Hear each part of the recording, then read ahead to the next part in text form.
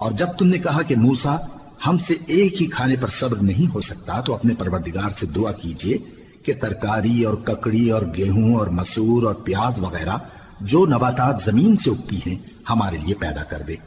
انہوں نے کہا کہ عمدہ چیزیں چھوڑ کر ان کے بدلے ناقص چیزیں کیوں چاہتے ہو؟ اگر یہی چیزیں مطلوب ہیں تو کسی شہر میں جا اترو، وہاں جو مانگتے ہو مل جائے گا۔ اور آخر کار ذلت و رسوائی اور محتاجی و بے نوائی ان سے چمٹا دی گئی اور وہ اللہ کے غضب میں گرفتار ہو گئے۔ یہ اس لیے کہ وہ اللہ کی آیتوں سے انکار کرتے تھے اور اس کے نبیوں کو ناحق قتل کر دیتے تھے، یعنی اس لیے کہ نافرمانی کیے جاتے اور حد سے بڑھے جاتے تھے۔ جو لوگ مسلمان ہیں یا یہودی یا عیسائی یا ستارہ پرست، یعنی کوئی شخص کسی قوم و مذہب کا ہو، جو اللہ اور روز قیامت پر ایمان لائے گا اور عمل نیک کرے گا تو ایسے لوگوں کو ان کے اعمال کا صلہ اللہ کے ہاں ملے گا، اور قیامت کے دن ان کو نہ کسی طرح کا خوف ہوگا اور نہ وہ غمناک ہوں گے۔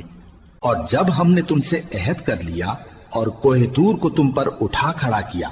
اور حکم دیا کہ جو کتاب ہم نے تم کو دی ہے اس کو زور سے پکڑے رہو اور جو اس میں لکھا ہے اسے یاد رکھو تاکہ عذاب سے محفوظ رہو، پھر تم اس کے بعد عہد سے پھر گئے، سو اگر تم پر اللہ کا فضل اور اس کی مہربانی نہ ہوتی تو تم خسارے میں پڑ گئے ہوتے۔ اور تم ان لوگوں کو خوب جانتے ہو جو تم میں سے ہفتے کے دن مچھلی کا شکار کرنے میں حد سے تجاوز کر گئے تھے، تو ہم نے ان سے کہا کہ ذلیل و خوار بندر ہو جاؤ، اور اس قصے کو اس وقت کے لوگوں کے لیے اور جو ان کے بعد آنے والے تھے عبرت اور پرہیزگاروں کے لیے نصیحت بنا دیا۔ اور جب موسیٰ نے اپنی قوم کے لوگوں سے کہا کہ اللہ تم کو حکم دیتا ہے کہ ایک بیل ذبح کرو، وہ بولے کیا تم ہم سے ہنسی کرتے ہو؟ موسیٰ نے کہا کہ میں اللہ کی پناہ مانگتا ہوں کہ نادان بنوں۔ انہوں نے کہا کہ اپنے پروردگار سے التجا کیجئے کہ وہ ہمیں یہ بتائے کہ وہ بیل کس طرح کا ہو۔ موسیٰ نے کہا پروردگار فرماتا ہے کہ وہ بیل نہ تو بوڑھا ہو اور نہ بچڑا بلکہ ان کے درمیان یعنی جوان ہو، سو جیسا تم کو حکم دیا گیا ہے ویسا کرو۔ انہوں نے کہا اپنے پروردگار سے درخواست کیجئے کہ ہم کو یہ بھی بتا دے کہ اس کا رنگ کیسا ہو۔ موسیٰ نے کہا پروردگار فرماتا ہے کہ اس کا رنگ